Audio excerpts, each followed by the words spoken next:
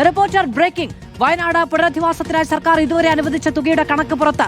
സംസ്ഥാന ദുരന്ത നിവാരണ ഫണ്ടിൽ നിന്ന് 102.59 കോടി രൂപയാണ് നൽകിയത്. മുഖ്യമന്ത്രിയുടെ ദുരിതാശ്വാസ നിധിയിൽ നിന്ന് 167.12 കോടി രൂപയും അനുവദിച്ചു. കേന്ദ്രം അനുവദിച്ച 529.5 കോടി രൂപയും പുനരധിവാസത്തിന് അനുവദിച്ചിരുന്നു. 43.56 കോടി രൂപ ടൗൺഷിപ്പിന്റെ ഭൂമി ഏറ്റെടുക്കാൻ ചെലവായി.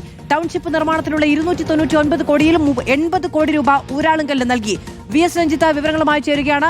രഞ്ജിത്ത്, ആകെ എത്ര തുക ഇതിനകം ചെലവഴിച്ചു, എത്ര തുക അനുവദിച്ചു?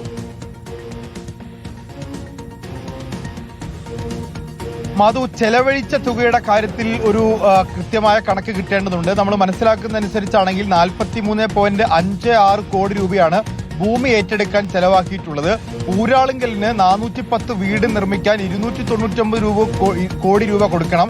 ആ 299 കോടിയിൽ 80 കോടി രൂപ മാത്രമാണ് ഇതുവരെ കൊടുത്തിട്ടുള്ളത്. മാത്രമല്ല, മറ്റൊരു ചെലവ് വരാനുള്ളത് 20 മാസമായി വാടകയും അതുപോലെ തന്നെ ജീവനാംശം ഉൾപ്പെടെ 24,000 രൂപ ഒരു കുടുംബത്തിന് കൊടുക്കുന്നുണ്ട്. അത് ഏകദേശം ഒരു 56 കോടിയോളം രൂപ വരും. ഇതായിരിക്കും ചെലവായിട്ടുണ്ടാവുക. പക്ഷേ ഇതിൽ അനുവദിച്ച തുകയുടെ കണക്കാണ് ഇപ്പോൾ വിവരാവകാശ പ്രകാരം പുറത്തു വന്നിട്ടുള്ളത്. 103 കോടി രൂപയാണ് SDRF-ൽ നിന്ന്, സംസ്ഥാന ദുരന്ത നിവാരണ ഫണ്ടിൽ നിന്ന് പുറത്തു വന്നിട്ടുള്ളത്. 120 കോടി രൂപ ഉപയോഗിക്കാനാണ് ഹൈക്കോടതി അനുമതി കിട്ടിയത്. അതിൽ 103 കോടി രൂപ അനുവദിച്ചു.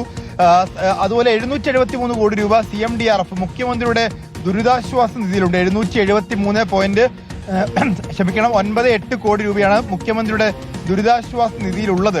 പക്ഷെ അതിൽ നിന്ന് അനുവദിച്ചത് കേവലം 167.12 കോടി രൂപ മാത്രമാണ്. പക്ഷേ ഇതിൽ ചോദ്യമായി ഇപ്പോൾ ഉയരുന്ന പ്രധാനപ്പെട്ട കാര്യങ്ങൾ ഈ മുഖ്യമന്ത്രിയുടെ ദുരിതാശ്വാസ നിധിയിൽ ഏകദേശം 600 കോടിയോളം രൂപ ബാക്കിയുണ്ട്. അതുപോലെ തന്നെ കേന്ദ്രം PDNA റിപ്പോർട്ട് പ്രകാരം അനുവദിച്ച 260 കോടി രൂപയുണ്ട്. മറ്റൊന്ന്, ഈ കാനറ ബാങ്കിന്റെ ഒരു അക്കൗണ്ട് ഉണ്ട് ഈ വയനാട് റീബിൽഡുമായി ബന്ധപ്പെട്ട്.